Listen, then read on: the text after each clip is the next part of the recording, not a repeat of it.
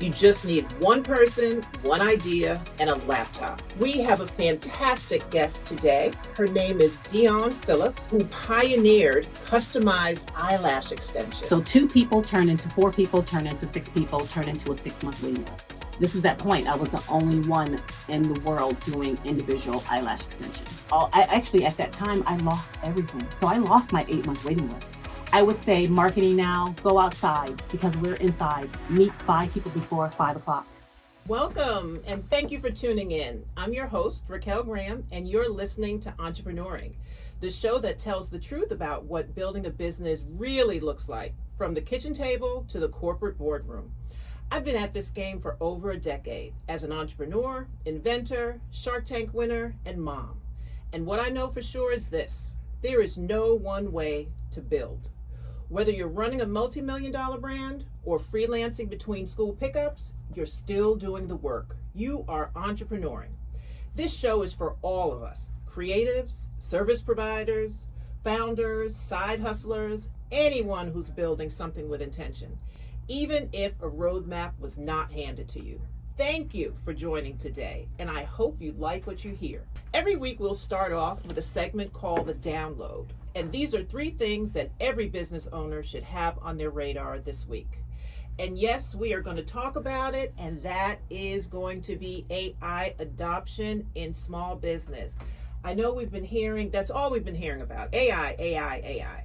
But here's the problem. This stat says that only 25% of small businesses are using AI. That is not a good statistic.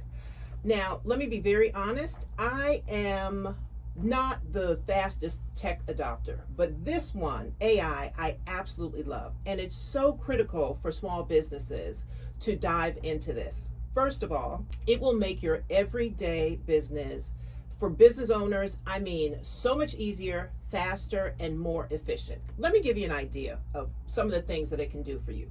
First of all, we're all in this content game. And when I tell you that what AI can do with making content now is unbelievable. Not only is it faster, it's cheaper, there's no way around it. You absolutely want to get into this game.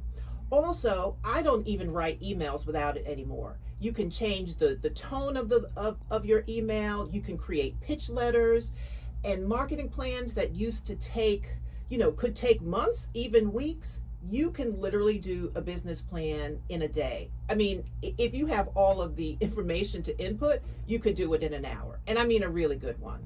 You can do your invoices. You can do accounting. This is there's no reason not to jump on AI. Think of it as a 24/7 intern that never takes a break, and actually one that is super duper smart. The other thing on our radar this week is that there's another stat that 80% of US businesses are now run by a single person. That is an incredible statistic. That means that you don't need a team, and you don't need an office, and you don't need investors. You just need one person, one idea, and a laptop. And the reason why we're seeing this is for reasons like technology like AI, but also platforms like Shopify and Canva and Notion and Substack. They allow for one person to do the work of 5. You have to dive into this. And so what I love about the statistic is that people are choosing their freedom and flexibility over the 9-to-5 hustle. And you also get to build at your own pace, right? So by staying small and being solo, you can pivot faster, you can work around real life and not the other way around. And you now will have time to build deep relationships with your customers because you're not caught up in the operations and the day-to-day. Of course, it's not going to be easy. You will wear every hat, but this trend is great because it gives people the permission to go at their own pace and with tools that have finally caught up with the kind of work that we do. And finally, we have e-commerce and how it is shaping how we sell in 2025. If social media no more for your business is just for pictures of you drinking coffee and selfies, okay?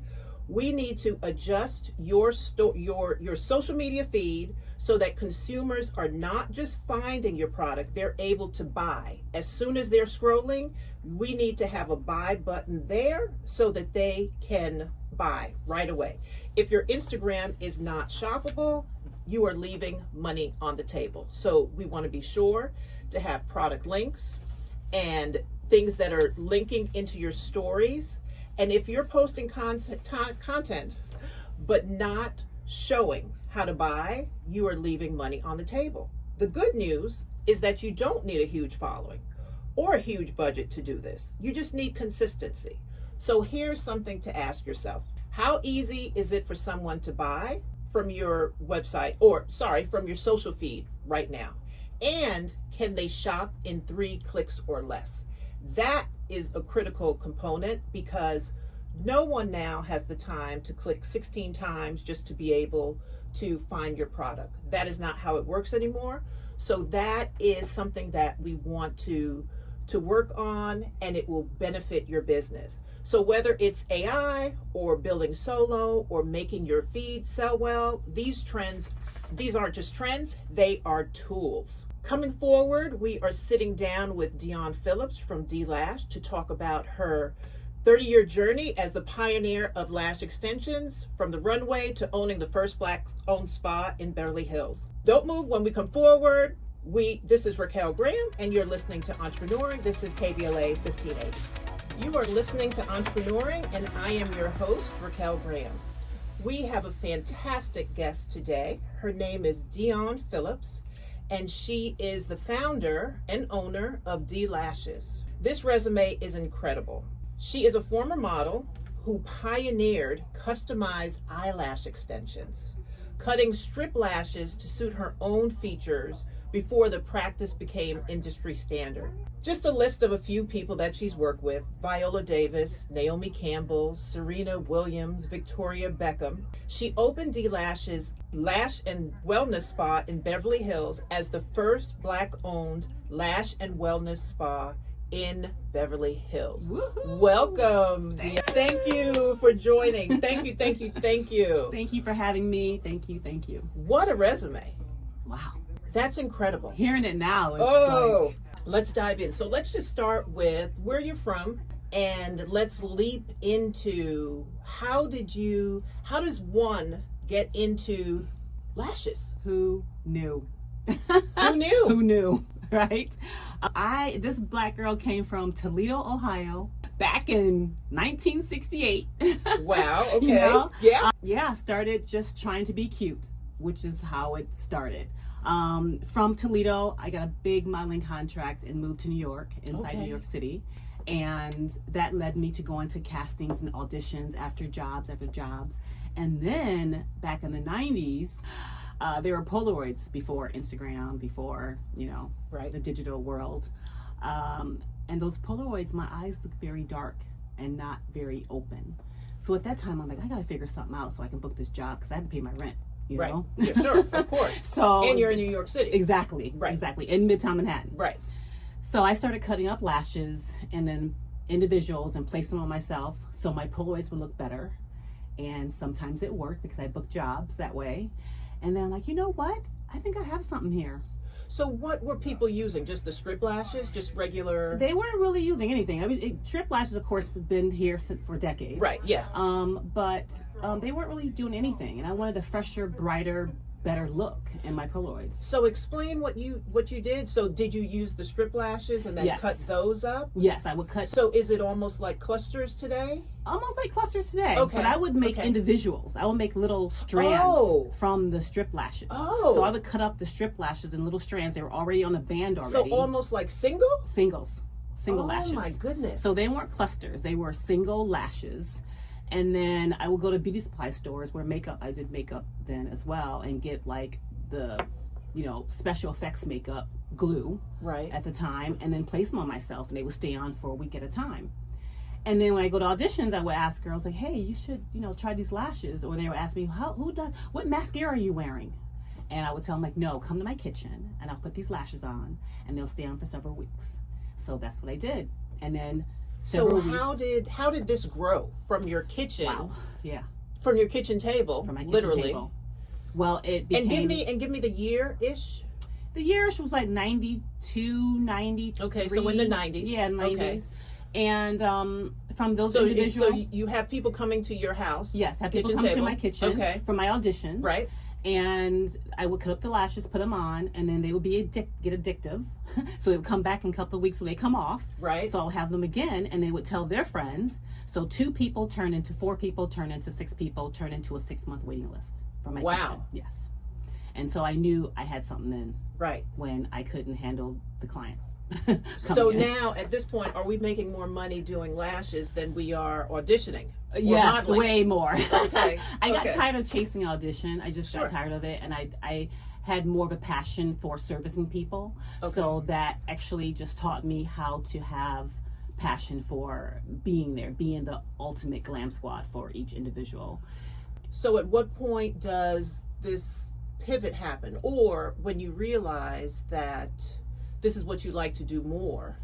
Now, what is the next step? The next step was just girls come into my kitchen, like I said, and then I had a clientele list of trying to book people in. They calling me, asking me, can I fit them in? And I had to figure out a scheduler or something. So I started Googling, how to, get a software to keep people on time. Okay, so now this is time management was key. Okay, so this is scheduling. Yeah, scheduling, time management. I was still going to audition, so I couldn't have an audition and have a client at the same time. So I had to figure out how my time management was going to be, and then how long it was going to take me to put these lashes on. So there was lots of processes in place I had to figure out. So we're still, when do we move from the apartment? So it was a lot of things happening in between. My boyfriend at the time had moved to San Diego. I was back and forth to New York and LA. I was auditioning. I was booking jobs. Clients were flying me around to do their lashes. When I moved to LA, I had a job here, and I'm like, you know what? I was just kind of joking at first. I was like, I'm gonna have a little black box, a little case. I'm gonna, have my credit card machine. I'm gonna go to people's houses and do their lashes. And literally it happened. And so this is when you came to LA? Yes, in LA. This is in Hollywood. And how much later is this? This is like later, maybe 2005-ish. Okay. It was back so and forth you decide to make house calls. House calls, and it's a business. So is that the first step in growth? Not really, no. It was still from my kitchen. I still had Brandy and Serena Williams coming to my kitchen, and then okay, let's not skip over that. Yeah. Let's talk about how do we get Serena Williams? How do we get Brandy? How does that happen? Word of mouth. Okay. It was word of mouth. I was trusted. You know what I mean? I kept their privacy. Who was your first celebrity client? Brandy. Yes. Okay. Brandy and Serena. Oh. They trusted me. So Brandy told Serena, they used to come, we laugh and talk inside my kitchen and put their lashes on, and then Serena would ask me to do her sisters at the time, and then they would go on red carpets talking about these lashes that stay on for several weeks, and it became this big Hollywood thing. And then from there, I met a woman who invited me to come to her spa at Kate Somerville Spa in West Hollywood. To work, and to do my lashes there, because she had the lashes. She was my client. And she said, why don't you do here? I'm like, I'm not sure, because I'm in New York, back and forth, and I wasn't sure if I was going to be in LA or not. So I started from my kitchen to at a med spa, bringing my celebrity clients along with her clients. And then Paris Hilton was there. She mentioned me in People magazine, and it went further to like an 8-month waiting list. So Paris was a client of Kate Somerville. Kate Somerville, yes. And then so you started, so both of you were able to leverage each other's clients and do crossover services. Yes. Okay. Yes. And so Paris loves the lashes. She loves the lashes. And she mentions it in People. She did a Polaroid. I still have that Polaroid today, and mentions it in People magazine, and magazine just took it. I mean, it had everyone from Steven Spielberg's wife to to Sharon Stone to Renee Zellweger to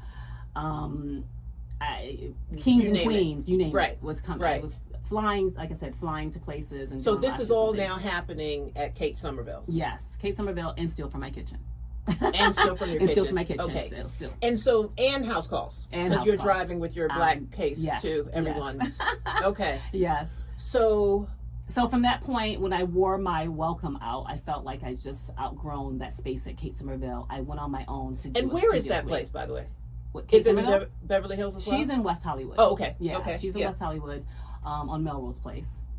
And I just outgrown that space and went on and got a studio space. Now it was called Chess and Berman then. Now it's called Salon Republics. People may remember those by Salon Republics. I was the first Black person to be in Salon Republics. And that was from a friend, Karen Scott, who did brows. She was my friend I met at Kate Somerville. And she told me, she said, come with me. We can have our own separate businesses in this building. They have all the different beauty businesses. And I did that and was scared. Of course. I was scared. I thought I was going to lose everyone. Right. So actually more people came. So this is a very interesting journey because you took off right away. Right away. And that is a very unusual route. Yes, I call it God. Yeah. And timing. Yeah, and timing. Right? And timing. And it was definitely the tipping point. And leveraging relationships. Yes. Because I'm listening to Kate Somerville invited Yes. you, and then the other woman who invited you Yes. into that, right? Yes, and she was just another business owner next door to me. She just gave me that information. Okay. That resource, basically. So now you're doing incredibly well there, and I'm out on my own right now. And that does incredibly well that too. is a point where I start scaling my business. So where does this all fall in line with where lashes just takes off? This is that point. I was the only one in the world doing individual eyelash extensions. At that time. The The only one in the world. No one has never heard of it. Only one. This is what I'm trying to wrap my head around. I tried to patent it at that time. I found out through my patent attorney I couldn't patent a service. Okay. So I protected D-lashes then with my trademark. So those are tools and resources that you have to know about the tipping point of a business since no one ever heard about it. Right. So I'm going to assume that are people trying to knock this off? Yes. Are people trying to... So there's that. How do you prevent other people from, if you can't patent it, you know, is there a way to... Tell me about the copycat process. Tell me about how you have to have people working for you, and then there are confidentiality issues or people trying to steal your client. How does that all play out? I didn't think about it at that time about copycats. I thought I'd stay focused on what I needed to do for my own business. Yes, I had protections with attorneys and employees. At the time, I was trying to teach my certain technique of the eyelash extensions to employees and other lash artists. So I did have them sign confidentiality and NDAs during that time. It was hard to hold up in Los Angeles, you know, those things, but sometimes they don't really know it. And just trying to be just a great leader during that time. So I didn't think about copycats. I knew it was going to be on every corner, every person calling themselves a lash expert or the pioneer, whatever it was. But I just made sure that I did it in press. I had a lot of press at that time. Right. And that I was documenting. So you were definitely, so you could leverage being a first mover. Oh, yes. Right? I can leverage it from, you can research that on Google. Right. You know, my press goes back to the early 90s. Right. That is incredible. Yes. Yeah. So how long do you have this monopoly? Meaning that since you're the first mover, right? And then as people are finding out about it, and then they have to hone their skills to figure out how to do it. How long do you have this monopoly where it's just you? You know what? I just stayed in my lane. And I wanted to make a better, those other brands actually made me a better artist, say it that way. I stayed in my lane and made it luxury. I stayed in my lane and had clients trust me. Right. I stayed in my lane by having the privacy and treasuring. At that time, you know, celebrities didn't want to be known to have eyelashes. Right. You know, so Yeah. it was different than a hairstylist. So I just made sure that, you know, I was sought out after. I didn't have to call anybody. Right. I didn't know how to market because people came to me. Right. You didn't even have to hone that skill. I didn't have because to hone you that were in skill, demand. but I learned how to do it at that time. I learned it in different ways. So that was my thing, is just I just stayed focused on my craft, stayed focused on my time management and my business, and then other vision throughout that time started, developing and evolving from all of that. Does this eventually lead to a product line? Oh, yes. I mean, I knew people couldn't get to me because of the 8-month waiting list. Right. So I created a DIY lash kits for people to get to me in Ohio or Minnesota or wherever it was. And I would create basically myself in a little cute cosmetic bag. An 8-month waiting list. Yes. I'm dying to hear the what that looks like, the operations of that. Like, what does that even look like in terms of how you create that? Are people just calling? I mean, it's exhausting. It's exhausting, let me tell you. No, at that time, actually, the daily candy was then. And I remember that. Daily candy? Oh my goodness. So, and the article was "Fake It Till You Make It." That was my article. Oh, okay. And I still have clients still trying to get in from that time because they couldn't get in. Well, you hold that story. Yes. When we come forward, more with Dion Phillips from Eyelash. You're listening to KBLA Talk 1580. Thank you. Welcome back, and I am your host, Raquel Graham, and my guest here is Dion Phillips of Eyelash. So we were just discussing, I want to understand what this 8-month wait list looks like back then in terms of managing. I can't imagine, without certain technology. Now I would never ask that question, but back then, what that means, which means you have to scale. Yeah. Or you don't have to. No. Right? Because sometimes that demand is what, creates the tension. Yes. So what's the next step? At that time, trying to scale, and it was challenging, let me tell you. I couldn't do it alone. So I had to figure out an assistant, I had to figure out other, players in my team to help me execute on the demand of my lashes. So, sometimes as Black women, we want to take care of everything. I couldn't do everything by myself. Right. So I had to literally interview, audition, do all the things. Right. Just to handle my business. Which is entrepreneuring. Yes, right? Entrepreneuring. Yeah. Big time. And I found systems that work for me. I'm a little OCD And not now. only that, let me just say, it's not just about finding the person to do the job. This is about finding the person. You have to trust people. Yes. Because you're dealing with IP, you're dealing with a technique, you're dealing with celebrities. Yes. So that's all a lot, all the things that, so it's a little bit deeper than just, And that's why the NDAs come in place. You know what I mean? Interviewing and auditioning and finding out, if they have read about all the celebrities that come in. Because I had a lot of clients or a lot of lash artists who wanted to be employees but only wanted to come in and get a job for the celebrity. Exactly. And I couldn't do that. So I had to hire a certain architect personality. That's right. To help me run my business. Because sometimes it is important to hire people who are okay with being number two. Yes. Right? And then sometimes even like creatives, I thought, I hired my girlfriend, she's an actress. No, because she has auditioned. Exactly. She ain't thinking about me. Exactly. So I couldn't do that. I didn't hire family members. Right. You know what I mean? Yeah. I'm not doing that. So I had to hire the A personality who wanted to be behind the scenes. Right. Who wanted to be of service. Right.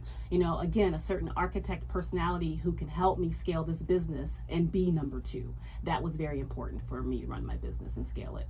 And then going on into the second chapter of my business, it was just setting up systems that worked for me and being sufficient so the client can come and have a smooth, seamless experience. So let's talk about the scale, because we're talking about the first Black-owned lash spa in Beverly Hills. In Beverly Hills, where they wouldn't allow us to even rent. So let's get into it. So how does that happen? One day, just driving home down Wilshire, trying to figure it out. Like, I was outgrown the studio suite, and I was just tired of other people in the studio suite and embarrassing me with their, with their antics, and me bringing high level people to my space. I needed something on my own. So I looked for a space. I negotiated the space, and right at that time when I negotiated, found the space, found the contractor, had to deal with, construction and delays and building out from an empty space. You know, that was a challenge in Los Angeles. So let's talk about, I always say this with entrepreneurship, that any job that you've ever had in your entire life, you will use it to build your company, Yes, right? So I'm listening to you building now, right? Had you ever built? I had built a blow dry bar prior to this, but also built my salon suite. Okay. That was the beginning of it. Okay. You know what I mean? Yeah. And then I had those same resources from my other business that I had built into this one. I didn't think I wanted to go out on my own and have to dealing with construction and all the things and trying to find the money and the funding. Didn't know how I was going to do that. I just wanted to find a space. Okay. So, let's talk about how do we fund a spa in Beverly Hills, right? Please. And, yes, from the kitchen with $65. How I started to buy my supplies, right? And I had to save, a half of each appointment. I saved my money at that time. Can you tell me just really quickly? Yes. Give me the span of time from the kitchen to building the lash spa. Yes, it's about 20 years. Okay. About 20, 25 years. It does take time, and consistency is the key. So you're able to use your resources. My resources for building it. I called my salon builders. And then I had to research through YouTube, creative funding on my own because I didn't want to get a loan.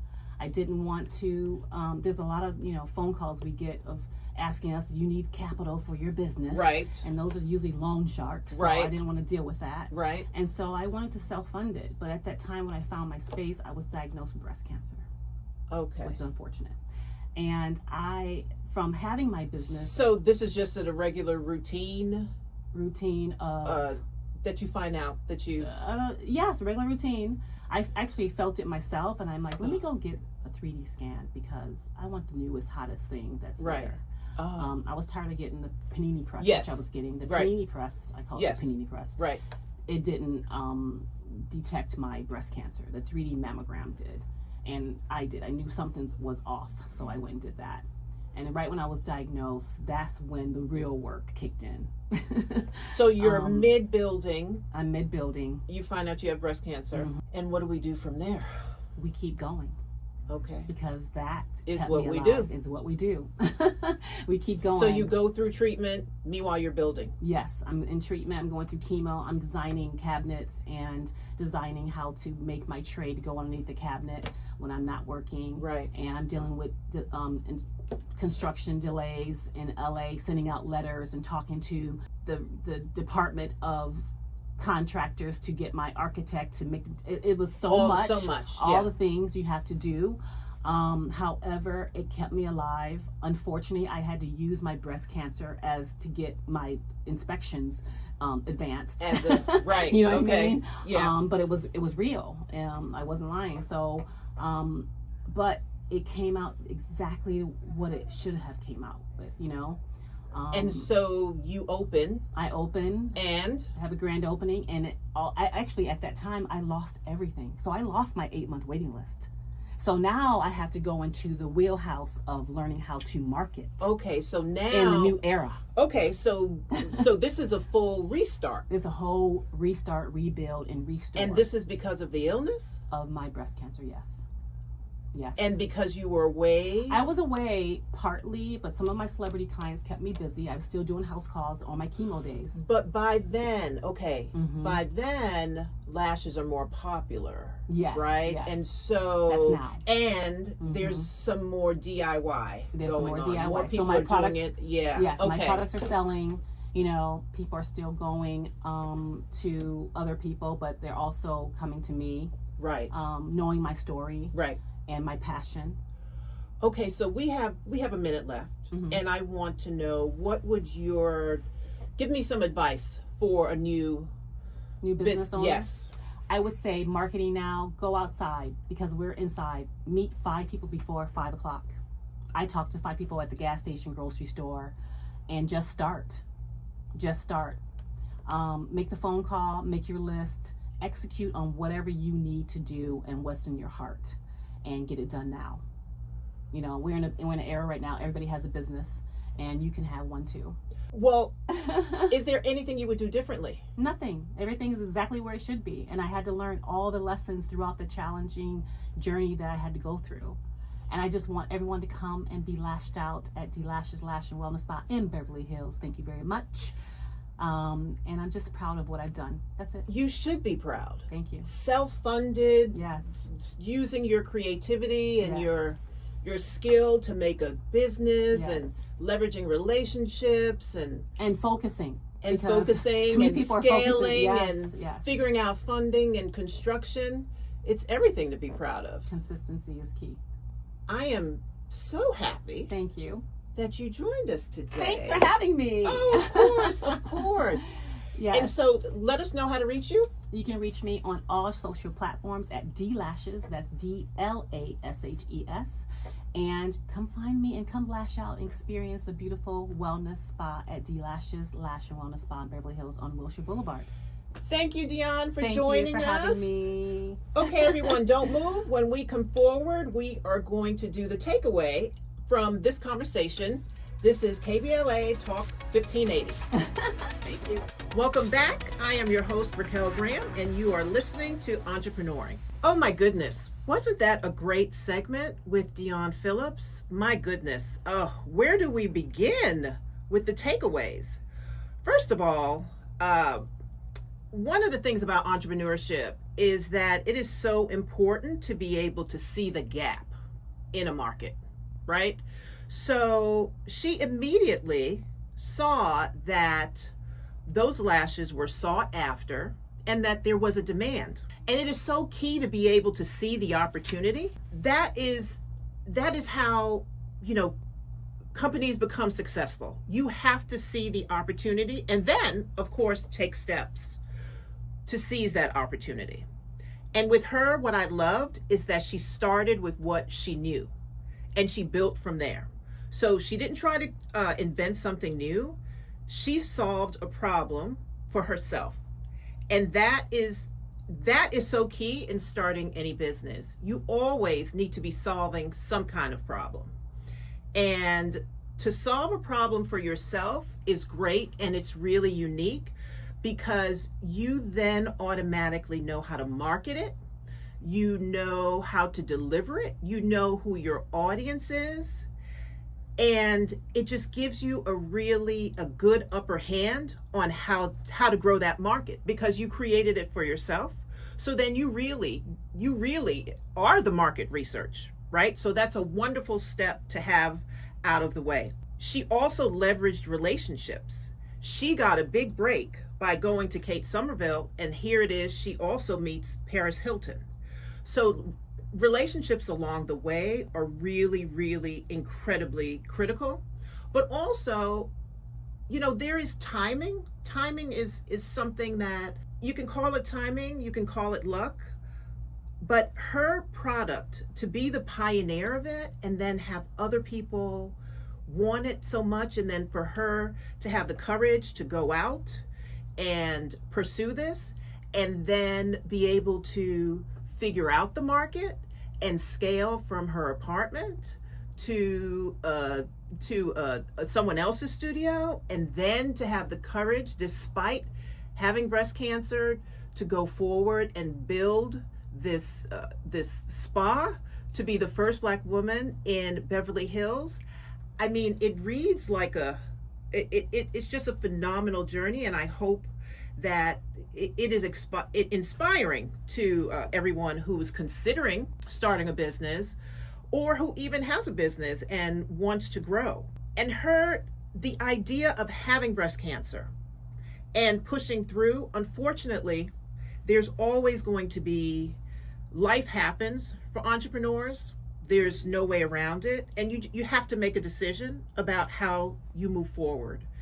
And in her case, she was able to push through. I'm almost going to say that it was probably a distraction that was needed for her just to, and sometimes it's just a mission for you. If it's your calling and you feel like this is really what you want to do, it's going to be very little that will keep you from your goals. So I can't thank her enough. I hope you are inspired by this. Don't move. When we come forward, We will be wrapping the show with the weekly reset. I am Raquel Graham, and this is KBLA Talk 1580. Welcome back.